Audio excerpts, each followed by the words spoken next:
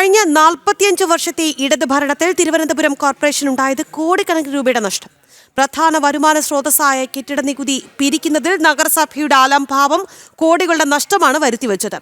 സർക്കാർ ഓഫീസുകൾ സ്ഥിതി ചെയ്യുന്ന പാളയം വാർഡിൽ നിന്ന് മാത്രം പിരിച്ചെടുക്കാനുള്ളത് 12.9 കോടി രൂപ. കൃത്യസമയത്ത് നികുതി പിരിക്കാത്തതിന് പിന്നിൽ രാഷ്ട്രീയ ഇടപെടലെന്നും ആക്ഷേപം. ഭരണകാലത്ത് തിരുവനന്തപുരം നഗരസഭയിലെ ഭരണസമിതി നടത്തിയ ക്രമക്കേടുകളാണ് പുറത്തു വരുന്നത്. നഗരസഭാ ഭരണത്തിൽ ഗുരുതര വീഴ്ച ഭരണസമിതിക്ക് സംഭവിച്ചു എന്നാണ് കണക്കുകൾ സൂചിപ്പിക്കുന്നത്. യഥാസമയങ്ങളിൽ നികുതി പിരിക്കാത്തത് മൂലം കോടികളുടെ വരുമാന നഷ്ടമാണ് നഗരസഭയ്ക്കുണ്ടായത്. നിലവിലെ കണക്കുകൾ പ്രകാരം 107 കോടി രൂപ പിരിച്ചെടുക്കാനുള്ളതായാണ് വിവരം. കൂടുതൽ സർക്കാർ ഓഫീസുകൾ സ്ഥിതി ചെയ്യുന്ന പാളയം വാർഡിൽ നിന്ന് മാത്രം 12.90 കോടി രൂപയാണ് പിരിച്ചെടുക്കാനുള്ളത്. ഏറ്റവും കൂടുതൽ പിരിച്ചെടുക്കാനുള്ളത് 10 വാർഡുകളിലായാണ്. ഈ വാർഡുകളിലെ 3088 കെട്ടിടങ്ങളിൽ നിന്നായി 37 കോടി 87 ലക്ഷം രൂപയാണ് നഗരസഭയ്ക്ക് കുടിശ്ശിക കിട്ടാനുള്ളത്. കൂടാതെ 30ഓളം വാർഡുകളിലായി അനധികൃത ഹോട്ടലുകൾ, റിസോർട്ടുകൾ, വാണിജ്യ സ്ഥാപനങ്ങൾ, മറ്റ് കെട്ടിടങ്ങൾ എന്നിവിടെ നിന്നെല്ലാം ഭീമമായ തുക നഗരസഭയ്ക്ക് ലഭിക്കാനുണ്ട്. ഏകദേശം 69 കോടി 9 ലക്ഷത്തിലധികം രൂപ വരും ഈ ഇനത്തിൽ നഗരസഭയ്ക്ക് ലഭിക്കാനുള്ളത്. നഗരസഭാ അധികൃതരുടെയും മുൻ മേയർ ആര്യ രാജേന്ദ്രൻ്റെയും കെടുകാര്യസ്ഥതയും അനാസ്ഥയും മൂലമാണ് കോടികളുടെ സാമ്പത്തിക നഷ്ടം നഗരസഭയ്ക്ക് ഉണ്ടായത് എന്നാണ് വിലയിരുത്തൽ. നികുതി ഇടപാടുകൾ കൃത്യമല്ലാത്തതിന് കാരണം രാഷ്ട്രീയ ഇടപെടലെന്നും ആക്ഷേപമുണ്ട്. ഇടത് അനുകൂലികൾക്ക് നികുതി പിരിക്കാതെ വിട്ടുവീഴ്ചകൾ നൽകിയതാകാം എന്ന ആരോപണങ്ങളും ഉയരുന്നുണ്ട്. ജനം, തിരുവനന്തപുരം.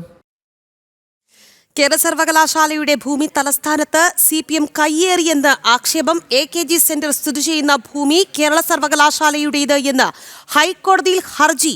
55 സെന്റോളം വസ്തു സർക്കാർ പുറമ്പോക്കും കേരള സർവകലാശാലയുടേത് എന്നും ഹർജിയിൽ വാദം. സർവകലാശാല മുൻ ജോയിന്റ് രജിസ്ട്രാർ RS ശശികുമാറാണ് ഹർജിക്കാരൻ. വിവരങ്ങളുമായി രേഷ്മ ബാബു ചേരുകയാണ്. രേഷ്മ, CPMന് കനത്ത തിരിച്ചടി നൽകുന്ന രീതിയിലുള്ള ആക്ഷേപങ്ങൾ ഈ ഹർജിയിലുണ്ട്. സുപ്രധാനമായ ഹർജിയാണ്. എന്തൊക്കെ കാര്യങ്ങൾ ചൂണ്ടിക്കാട്ടിയിരിക്കുന്നു? കേരള സർവകലാശാലയുടെ ഭൂമി CPM കയ്യേറി AKG സെന്റർ നിർമ്മിച്ചു എന്ന ആക്ഷേപം മുൻനിർത്തിക്കൊണ്ടാണ് ഹൈക്കോടതിയിൽ ഒരു ഹർജി എത്തിയിരിക്കുന്നത്. സർവകലാശാലയിലെ മുൻ ജോയിന്റ് രജിസ്ട്രാർ ആയിട്ടുള്ള RS ശശികുമാറാണ് ഇത്തരമൊരു ഹർജി നൽകിക്കൊണ്ട് ഈ ഭൂമി തിരിച്ചുപിടിക്കണമെന്ന് ആവശ്യപ്പെട്ടുകൊണ്ട് ഹൈക്കോടതിയെ സമീപിച്ചിരിക്കുന്നത്. AKG സെന്ററിന്റെ കൈവശമുള്ള 55 സെന്റ് ഭൂമി അത് തിരിച്ചു പിടിച്ച് സർവകലാശാലയ്ക്ക് നൽകണം. ഈ 55 സെന്റോളം ഭൂമി എന്ന് പറയുന്നത് സർക്കാരിന് പുറമ്പോക്ക് ഭൂമിയുണ്ട്, അതോടൊപ്പം തന്നെ സർവകലാശാലയുടെ ഭൂമിയുണ്ട്. ഇത് CPM തങ്ങളുടെ മസിൽ പവർ ഉപയോഗിച്ച് കൈയടക്കി എന്നുള്ളതാണ് പ്രധാന ആക്ഷേപമായിട്ട് ഹർജിയിൽ ഉന്നയിച്ചിരിക്കുന്നത്. തിരുവിതാംകൂർ മഹാരാജാവ് നൽകിയ ഭൂമി 1944 മഹാരാജാവ് ഈ ഭൂമി നൽകുന്നത്. അത് സർവകലാശാലയ്ക്ക് വേണ്ടി നൽകിയതാണ്. പക്ഷേ അത് പിന്നീട് ഈ നിയമപരമല്ലാത്ത അനുമതിയിലൂടെ, അതായത് നിയമവിരുദ്ധമായിട്ട് അവിടെ കയ്യേറിക്കൊണ്ട് കെട്ടിടം CPM നിർമ്മിക്കുകയായിരുന്നു, AKG സെന്റർ നിർമ്മിക്കുകയായിരുന്നു എന്നുള്ള ആക്ഷേപവും ഹർജിയിൽ ഉന്നയിച്ചിട്ടുണ്ട്.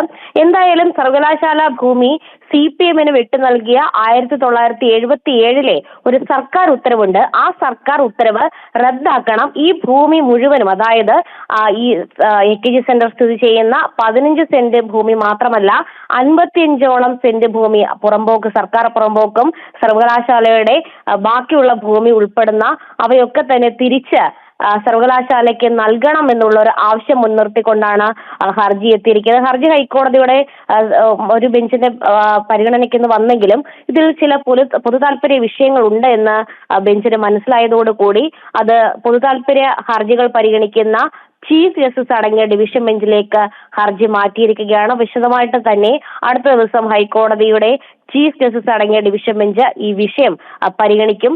എന്തായാലും അതുവരേക്കും ഒരു ഇടക്കാല ഉത്തരവ് എന്നുള്ള രീതിയിൽ ഒരു ആവശ്യം ഉന്നയിച്ചിട്ടുള്ളത് ഈ ഹർജിയിൽ AKG സെന്റർ പ്രവർത്തിപ്പിക്കുന്നതിനും അതോടൊപ്പം തന്നെ AKG സെന്ററിലേക്ക് CPM സംസ്ഥാന സെക്രട്ടറിയുടെ പ്രവേശനവും വിലക്കൊണ്ടുള്ള ഒരു ഇടക്കാല ഉത്തരവ് നൽകണമെന്നുള്ള ഒരു ആവശ്യവും ഈ ഹർജിയിൽ ഉന്നയിച്ചിട്ടുണ്ട്. എന്തായാലും ഈ വിഷയങ്ങളൊക്കെ തന്നെ അതീവ ഗൗരവ സ്വഭാവമുള്ളതാണ്, ഗുരുതര സ്വഭാവമുള്ളതാണ്. കാരണം സർക്കാരിന്റെ പുറമ്പോക്ക് ഭൂമിയും സർവകലാശാലയുടെ ഭൂമിയും അത് 77 ഒരു ഉത്തരവിലൂടെ CPMന് കൊടുക്കുന്നു. CPM അവിടെ നിയമവിരുദ്ധമായിട്ടൊരു നിർമ്മാണ പ്രവർത്തനം എന്നുള്ള രീതിയിൽ AKG സെന്റർ നിർമ്മിക്കുന്നു.